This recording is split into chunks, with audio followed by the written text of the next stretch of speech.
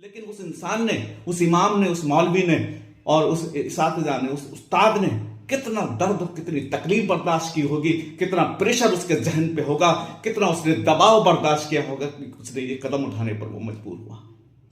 लेकिन हमारी आंखें फिर भी नहीं खुलती, हमारी आंखें फिर भी नहीं खुलती, हम नहीं सोचते। मैं आपको बताना चाहता हूं, अगर यही हालत इमामों की रही और यही हालत मदारस में पढ़ाने वाले इकबाल तक शेरकोटी आपके सामने, आपके खिदमत में हाजिर हूं। और आज मैं हाजिर हुआ हूं आपकी खिदमत में एक ऐसे टॉपिक को लेकर, कैसी बात को लेकर जिसके बारे में कोई बात करना ही नहीं चाहता और जिसके बारे में शायद कोई बोलना ही नहीं चाहता या कुछ समझना ही नहीं चाहता। लेकिन मेरे दिल ने चाहा कि मैं इस टॉपिक पर बात करूं और आपको और हमारी कौम को और सारी मिल्लत को मैं इस बारे में जगाऊं ताकि उसका ध्यान इस तरफ जाए जिससे वो बिल्कुल बेपरवाह है।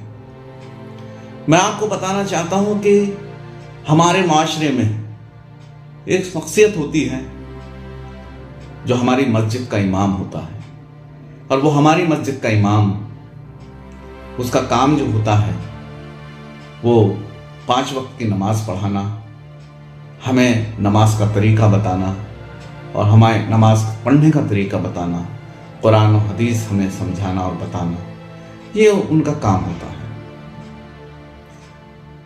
जैसे जैसे हम बेपरवाह होते हैं दीन और ईमान की तरफ से, हमारी लापरवाही बढ़ती है तो हमें वो आगाह करते हैं, हमें बताते हैं कि हमें किस तरह से अमल करना चाहिए।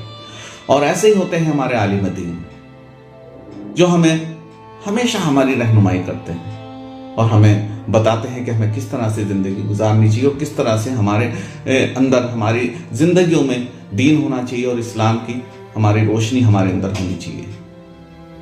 और इसी अमल में जो हमारे मदारिस के इसातिज़ा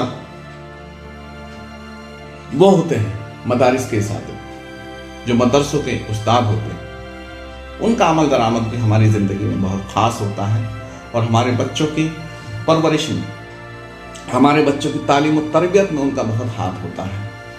वही हमारे बच्चों को अलिफ बा ता सा पढ़ाते हैं, वही हमारे बच्चों को कुरान और हदीस की जानकारी देते हैं, वही हमारे बच्चों को दीन से आशना कराते हैं। तभी तो जाकर हम समझ पाते हैं।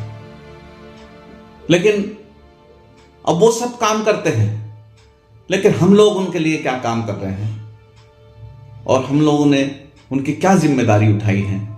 क्योंकि वो तो हमारी नस्लों की जिम्मेदारी उठा रहे हैं, हमारे बच्चों की जिम्मेदारी उठा रहे हैं, हमारी जिम्मेदारियां उठा रहे हैं और हमारे अंदर दीन को एक बीज हमारे अंदर उन्होंने बोया हुआ है जो हमारा ख्याल रखते हैं।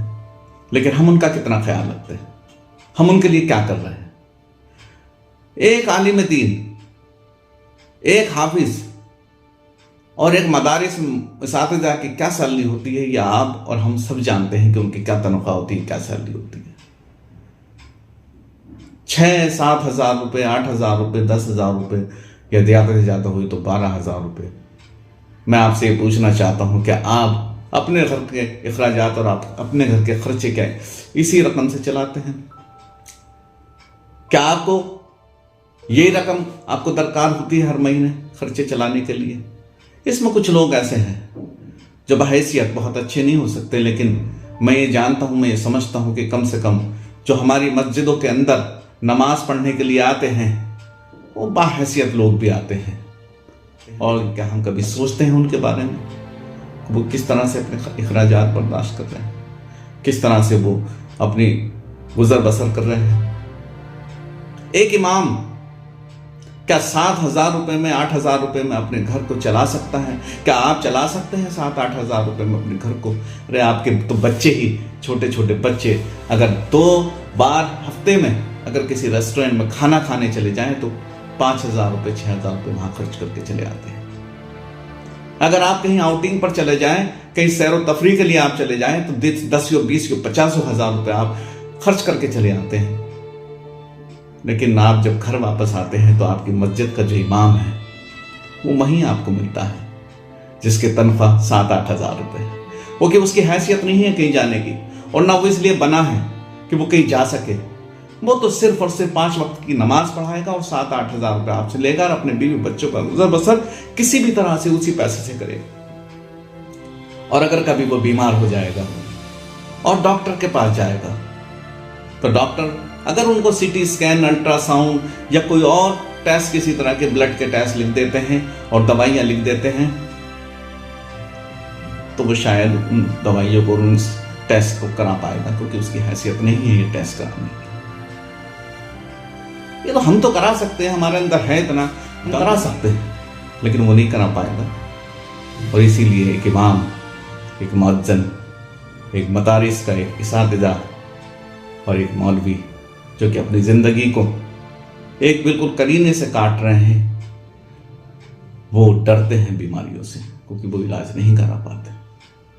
अभी हाल ही में आपने देखा होगा कि कितने इसातिज़ा और कितने ही इमाम और कितने ही लोगों ने, कभी आपने कभी सुना भी नहीं होगा कि कोई इमाम, कोई मौलवी या कोई हाफिज या कारी या कोई आलिम दीन कभी खुदकुशी भी कर सकता है, क्योंकि एक आम फहम इंसान भी इसको हराम मानता है इस्लाम के अंदर। लेकिन उस इंसान ने, उस इमाम ने, उस मौलवी ने और उस इसातिज़ा ने, उस उस्ताद ने कितना दर्द, कितनी तकलीफ बर्दाश्त की होगी, कितना प्रेशर उसके जहन पे होगा, कितना उसने दबाव बर्दाश्त किया होगा कि उसने ये कदम उठाने पर वो मजबूर हुआ। लेकिन हमारी आंखें फिर भी नहीं खुलती, हमारी आंखें फिर भी नहीं खुलती, हम नहीं सोचते।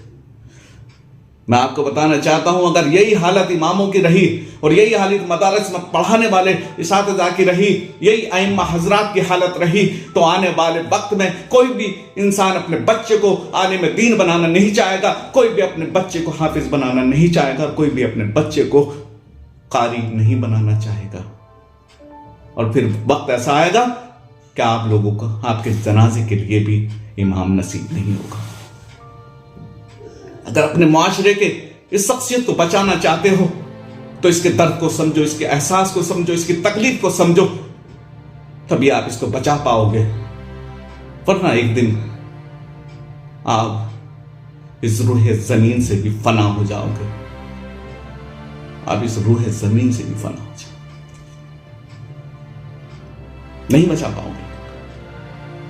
एक चीज मैंने देखी है और मैं देखता हूं बार बार कि एक हाफिज, कारी, एक मौलवी, एक मुदर्रिस किस तरह से आपसे इनकसारी, आजिज़ी और किस तरह से आपसे ताजीम के साथ में बात करता है, जैसे वो ऐसा हो जैसे कि वो फख्र महसूस कर रहा हो आपसे बात करके। और आप उसको क्या समझते हैं? एक हकीर दाढ़ी वाला, एक हकीर सा हाफिज, एक हकीर सा मौलवी, एक हकीर सा आलिम दीन, एक हकीर सा मुदर्रिस। उस इंसान के सीने में कुरान है जो अल्लाह ताला ने पूरी कायनात के लिए कानून बनाया है। उस इंसान के अंदर हदीस की तालीम है, उस इंसान के अंदर कुरान और हदीस और सुन्नत की तालीम है, उस इंसान के दिमाग में, उसके दिल में इस्लाम की रोशनी है। और हमारे और आपके दिमाग में और हमारे दिल में क्या है? दुनिया है। तो हम उससे बदतर हुए या वो हमसे बदतर? हमें सोचना होगा। अगर हमने नहीं सोचा तो धीरे धीरे हम फना हो जाएंगे, कोई नाम लेवा भी नहीं होगा। मैं आप लोगों को बताना चाहता हूं कि अगर कोई 4 जमात भी दुनिया भी पढ़ लेता है तो वो अपनी एड़ियों को ऐसे मार मार के चलता है कि जैसे उससे बड़ा कोई तुर्रम खानी है। और यह हाफिज कलाम पाक को अपने सीने में उतारने के बाद भी इतनी आज़िज़ी और ताज़ीम के साथ में आपसे मिलता। बस मैं ये कहना चाहूंगा, इसके अलावा आपको समझदार है, आप समझ सकते हो और इनको बचा लीजिएगा, और नहीं ऐसे ही खुदकुशी करता है।